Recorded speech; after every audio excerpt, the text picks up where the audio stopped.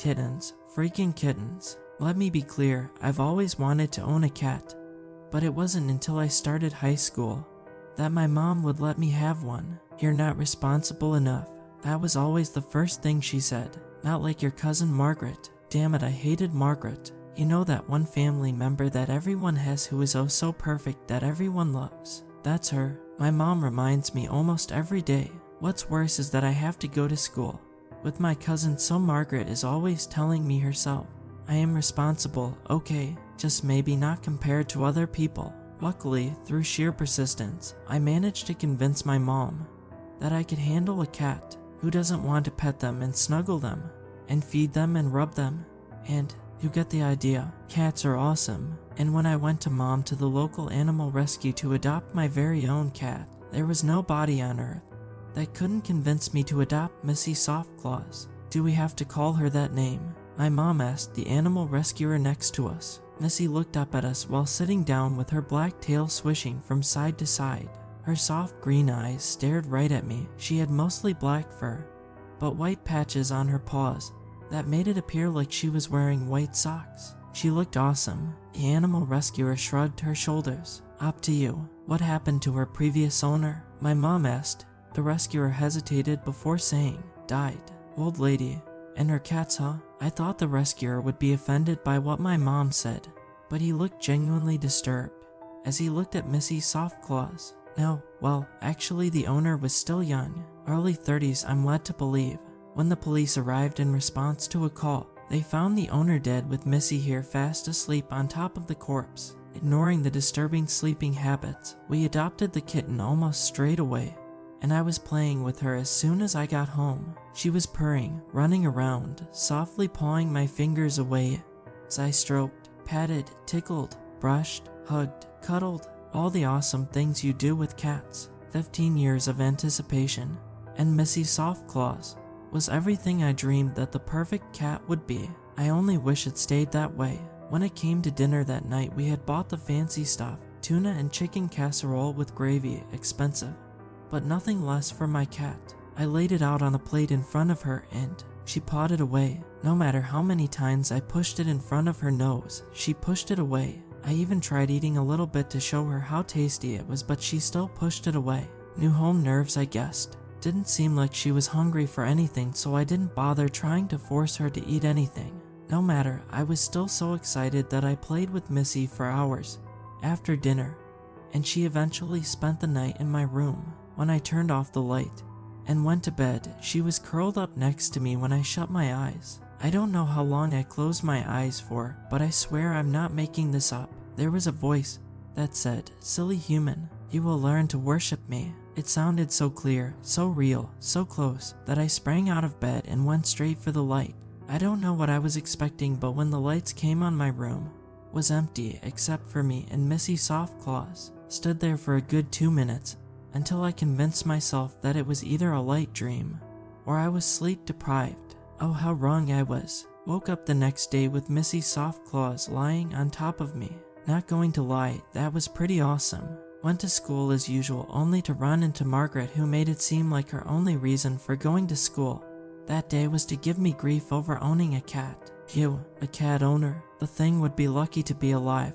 By the end of the week, the cat would be way better off in my home. Did I say everyone loves her? Everyone loves her, except me. Anyway, ignored her most of the day, and I was still really excited to see Missy Softclaws again, except I had a stack of homework that was due the next day. Somehow Missy had already managed to find a way outside, and I actually found her on the fence, staring down at the neighbor's St. Bernard, Rufus, who was barking and jumping up at Missy. So I climbed the fence and brought her inside before she hurt herself.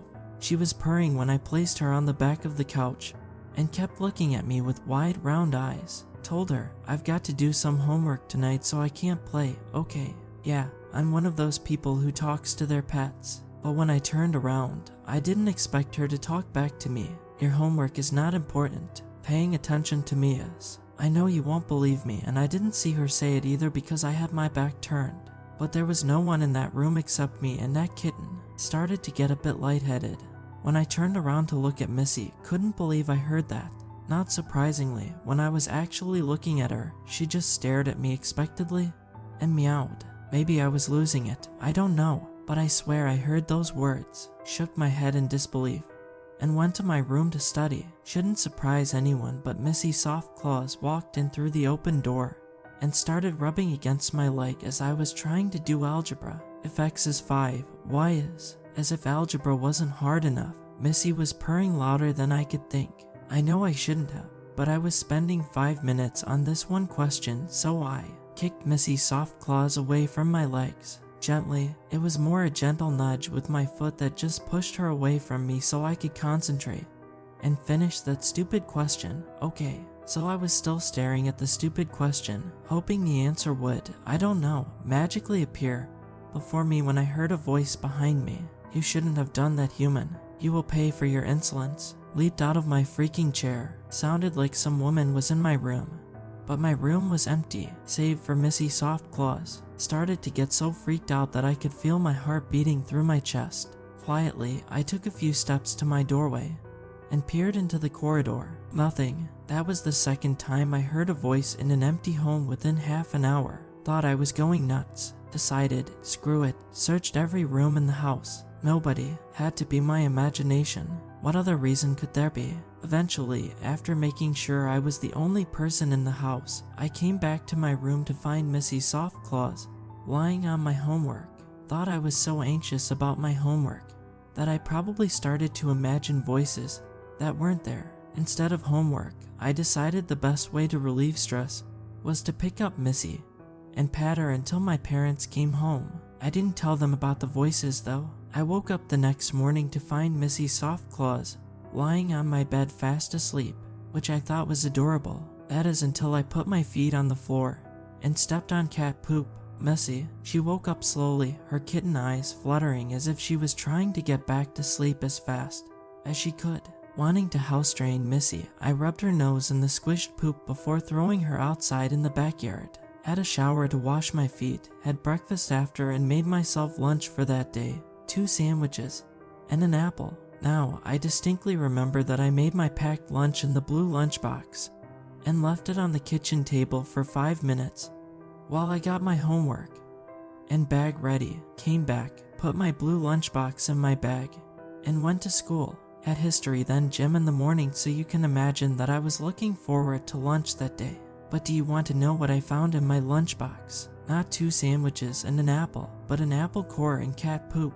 No, I'm not making that up. I had cat poop in my lunchbox. Was so pissed about it that I threw the lunchbox straight into the bin, causing the cat poop to fly out and nearly hit me. Never figured out how it got in there and who put it there. Thought it was Margaret, to be honest. Had more homework that afternoon, so I wanted to go straight inside. But I found Missy Soft Claws sitting on the fence again, staring down at the neighbor's barking dog. It was funny, never heard the neighbor's dog barking before, but it seemed like Missy was almost antagonizing the dog.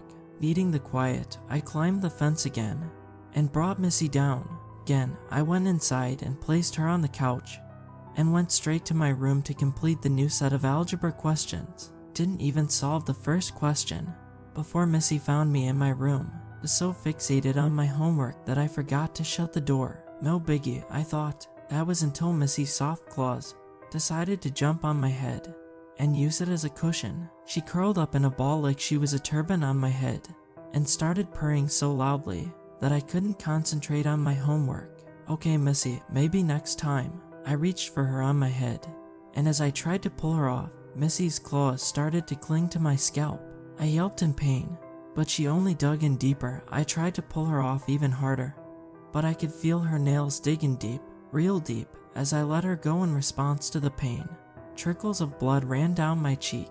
Silly human, do not disturb me from my perch again. Those voices weren't my imagination. My kitten was talking, and right now she owned me. I could only sit there for what seemed like hours, until my parents came home from work, when Missy decided she was bored and leaped off my head finally. But that was it. I needed to tell my mom that I didn't want the kitten anymore. Don't be silly, you just got her. But she talks, and she's evil. She thinks she owns me.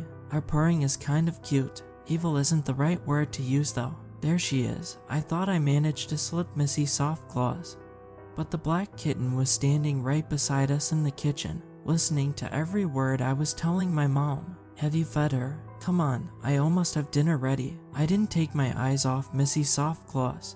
As I found the can of cat food in the cupboard, I didn't take my eyes off her when I opened the can and plopped the contents into the food bowl either. Missy walked right over the cat food, leaned into my ear, and said, "Do you think this garbage is good enough for me? I need human flesh now. Bring me human flesh." I was wide-eyed, but I stared into that kitten's eyes, and I knew it was serious. I was too afraid to close the door that night, and I tossed and turned as I lay there in bed with Missy lying on my pillow next to me, contemplating how to feed this talking kitten. I barely slept that night and nearly fell asleep during lunchtime. I was lying back against a tree, ready to fall asleep when my cousin Margaret poked and prodded me. Normally I would have got up and knocked that idiot over, but I was so mentally and physically exhausted I just lay down on the ground. "What's wrong? Is a little old kitten too much for you?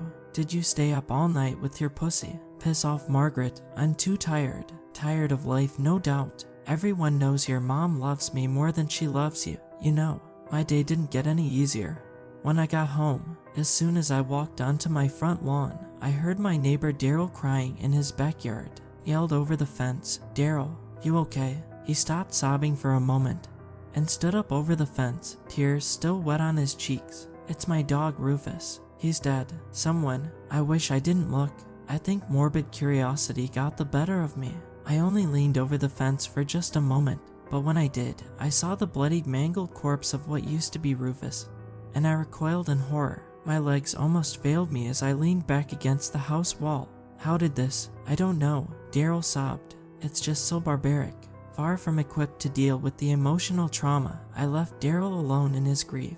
But as soon as I turned the corner, I saw Missy's soft claws sitting on the front porch, licking the blood clean from her claws, staring right at me. When I opened the door, I heard her speak from behind me. "Dogs are always so annoying.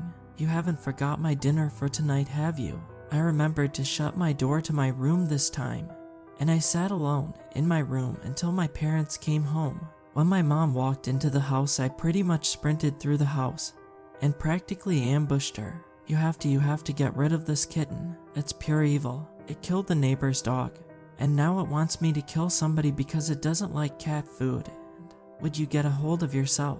You're acting so stupid, but you're not listening to me. Are you seriously so incapable of responsibility that you can't handle a cute little kitten? You know what? You're not responsible enough. I'm going to call your cousin Margaret, and she can adopt the kitten instead. She's responsible and has always wanted a kitten as well, you know. I slumped to the ground in defeat. My own mother wouldn't believe me. It was over. Then Missy's soft claws walked up to me and brushed up against me. My mother gave me a dirty look as Missy was purring. Honestly, it's so sad you can't get your act together. Margaret only took 10 minutes to reach our house. As she walked out the door with Missy buried in her arms, I was looking away when I heard Missy say, "Good job, boy." The dread that filled my soul when I realized I had found her dinner, her human flesh. This evil talking adorable kitten was going to eat my cousin, my own flesh and blood. Even if Margaret was a jerk to me, she doesn't deserve to die. She doesn't deserve to be nibbled to death, to be clawed to death, to be mauled like Rufus. No matter how cruel or two-faced someone is, surely nobody deserves such an end. Margaret turned to me and said, "Did you say anything, dweeb?" I shook my head. Didn't say anything. Not a thing. Some people really deserve cats.